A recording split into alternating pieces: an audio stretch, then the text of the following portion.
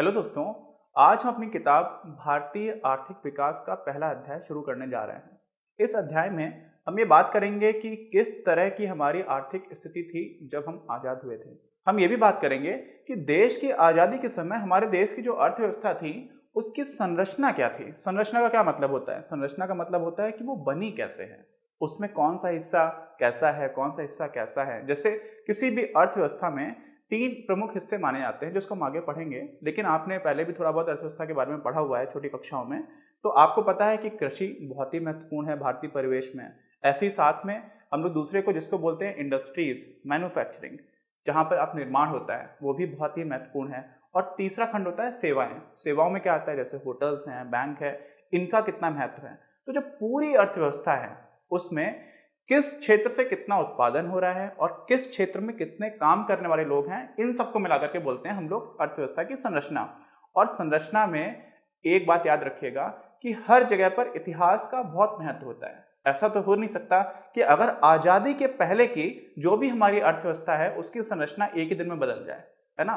तो जो आज की हमारी अर्थव्यवस्था की संरचना है उसमें आज़ादी और आज़ादी के पहले के जो भी फैक्टर्स थे। अब आज़ादी के पहले कौन था? अंग्रेजों ने हमें गुलाम बनाया हुआ था और लगभग 200 साल तक, 1757 के प्लासी के युद्ध के बाद से 1947 तक हमारा देश गुलाम रहा। हालांकि धीरे धीरे उनका क्षेत्र बढ़ता चला गया, पहले तो सिर्फ बंगाल था उनके पास।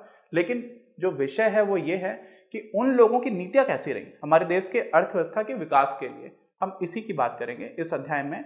और ये जो हमारा पहला सेक्शन है इसमें 2 चैप्टर्स आते हैं। दोनों चैप्टर्स में हम क्या बात करते हैं? पहली बात तो मैंने बता दी कि आज़ादी के समय हमारे देश की अर्थव्यवस्था की कैसी स्थिति थी, और दूसरे केस में हम इसकी बात करते हैं कि उसके बाद हमारे देश में एक तरह का सोशलिस्ट मॉडल, यानी कि समाजवाद पर आधारित एक मॉडल लगाने की कोशिश की गई थी, जिसमें हम लोग पंचवर्षीय योजनाएं बनाते थे।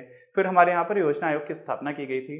तो वो सारी चीज़ें जिससे हमारे देश की जो विकास दर थी वो काफ़ी धीरे रही, और उसके क्या क्या कारण थे, हम इन सारी चीज़ों को इन दोनों चैप्टर्स में समझने की कोशिश करेंगे। तो चलिए शुरुआत करते हैं। तो जो सबसे बड़ा पैटर्न देखा गया अंग्रेजों का भारत में आने के बाद आर्थिक स्थिति से, और वो ये था कि वो जो भी काम करते थे, वो जो भी आर्थिक नीतियां बनाते थे, उनका उद्देश्य उनके अपने देश यानी कि इंग्लैंड को बहुत ज़्यादा मजबूती देना था, और साथ में भारत की आर्थिक व्यवस्था से उनको कोई लेना देना नहीं था। और इसी वजह से इसमें कोई संदेह नहीं है कि उन लोगों ने भारत की प्रति व्यक्ति आय उस समय कितनी थी इसका कोई आकलन करने की कोशिश ही नहीं की। अगर वो ये करते तो उनकी पोल खुल जाती।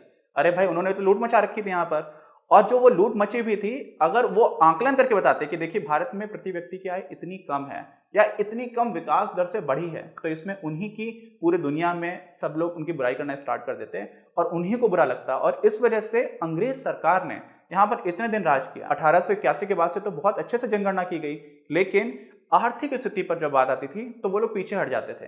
कई लोगों को ऐसा लगता है कि अंग्रेजों ने हमारे देश में रेलवे का विकास किया, बहुत सारे इंस्टीट्यूशंस बनाए, यहाँ तक कि जो आज का हमारा पार्लियामेंट हाउस है वो भी अंग्रेजों के समय पर ही बना था।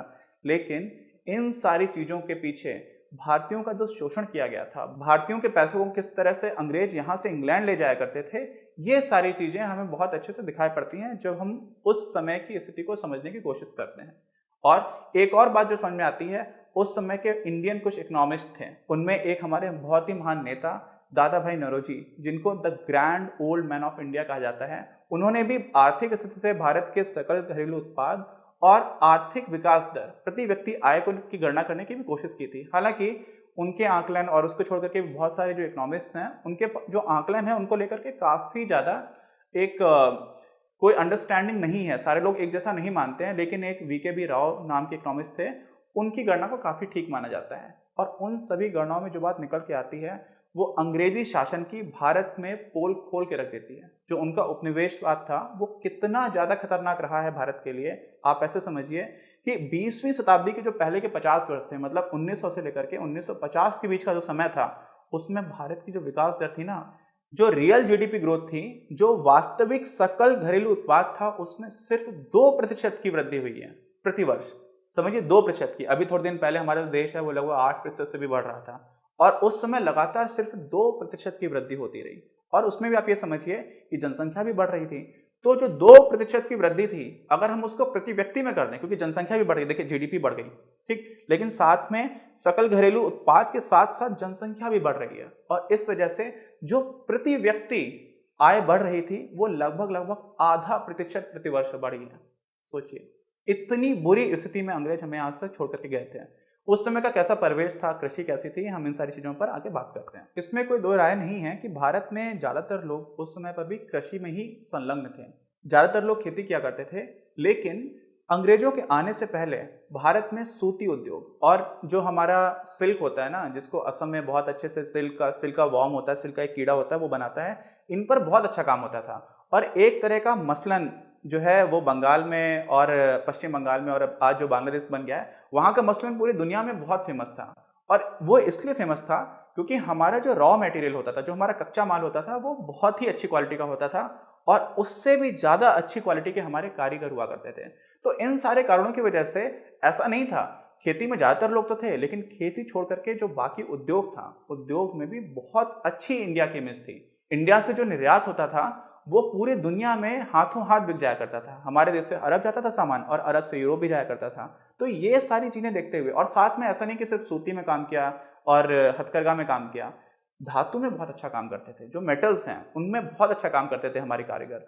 और एक और चीज़ है, अभी आप उत्तर प्रदेश में जाएंगे तो मुरादाबाद और जो पश्चिमी उत्तर प्रदेश है वहाँ पर अभी भी आपको हाथों की नक्काशी इतनी अच्छी देखने को मिलेगी कि लोग उस पर अचरज करते हैं। और आज के टाइम पर भी ई कॉमर्स के ज़माने में बहुत सारे लोग मुरादाबाद से वो सामान विदेशों में भेजते हैं और विदेशों में उनकी मांग है। क्यों? क्योंकि हमारे देश के जो कारीगर थे वो इतने ज़्यादा निपुण थे अपने काम में। और इन सारी इंडस्ट्रीज़ को अंग्रेजों के आने के बाद से तबाही हो गई थी। एक मैं आपको बात बताता हूँ कि ढाका, जो आज बांग्लादेश की राजधानी है, ढाका में पहले तो बहुत बड़ा शहर बन गया था। देखिए, शहर और गांव में क्या अंतर होता है। गांव में ऐसा होता है कि गांव में जो अर्थव्यवस्था होती है उसमें सारे लोग हर तरह का काम करते हैं, लेकिन बहुत ज़्यादा स्पेशलाइजेशन नहीं होता है। ऐसा नहीं होता है कि कोई इंसान है वो सिर्फ एक काम कर रहा है, और गाँव कि जो भी अर्थव्यवस्था है उसमें जो मिलने वाली सुविधाएं हैं, जो सेवाएं हैं, जो प्रोडक्ट्स हैं, जो वस्तुएं हैं, वो बहुत लिमिटेड होती हैं। गांव में आपको हर चीज़ नहीं मिल सकती। लेकिन शहर उसी को कहा जाता है जहां पर प्राइमरी इकोनॉमिक एक्टिविटी, इसका मतलब मुख्य आर्थिक काम खेती ना हो। खेती को छोड़ करके बाकी जैसे काम है, उद्योग है, सेवाएं हैं, कोई डॉक्टर है, कोई इंजीनियर है, ऐसे जब बहुत सारे काम होते हैं उसी को हम शहर बोलते हैं। अंग्रेजों के समय पर ढाका बहुत बड़ा शहर था, लेकिन अंग्रेजों को रहते हुए उन्होंने इस तरह की आर्थिक नीतियां अपनाई थी कि शहर उजड़ने शुरू हो गए थे, क्योंकि लोगों के पास शहर में काम नहीं रह गया था। और उसका कारण ऐसा था कि जो लोग भी सूती में काम करते थे, कपड़े का उद्योग क्या करते थे, इन्होंने क्या किया कि इंडिया से कच्चा सूती, जो कच्चा कपास है, रुई का, वो सारा ले जाते थे अंग्रेज अपने देश में, और वहाँ के मिल्स में काम होने लगा था। इंडस्ट्रियलाइजेशन वहाँ पर हो चुका था, वहाँ पर उद्योग की क्रांति आ चुकी थी, और वो अपने देश में कच्चा माल ले जाते थे, वहाँ से बना बनाया माल हमारे देश में बेचते थे। तो हमारे देश के जो भी कारीगर थे बेचारे, वो उन मशीनों से कम्पीट भी कर सकते थे, लेकिन उनकी आर्थिक नीतियों ने हमारे देश के कारीगरों की रीढ़ की हड्डी तोड़ दी, और उसके बाद से शहर के शहर छोटे होते चले गए। और इसी वजह से आपको याद होगा, जब महात्मा गांधी हमारे देश की स्वतंत्रता के आंदोलन का नेतृत्व कर रहे थे, तो कई बार विदेश से बनकर जो कपड़ा आता था उसको जलाने का जगह जगह पर होलिका लगाई जाती थी। लोग अलग अलग जगह पर कपड़े जलाया करते थे। तो ये इसलिए हुआ था क्योंकि लोगों का रोजगार छीन लिया गया, लोगों की आर्थिक स्थिति जो है वो बहुत ही खराब होती चली गई। जबकि अंग्रेजों के पहले के भारत में उद्योग में भी भारत का परचम पूरे विश्व में लहराया करता था। अगर आपको ये वीडियो पसंद आया तो प्लीज इसे अपने दोस्तों के साथ शेयर करें, लाइक करें, आपके अपने चैनल अपनी क्लास को सब्सक्राइब करें और बेल आइकन को प्रेस करना ना भूलें। Thank you very much, have a nice day.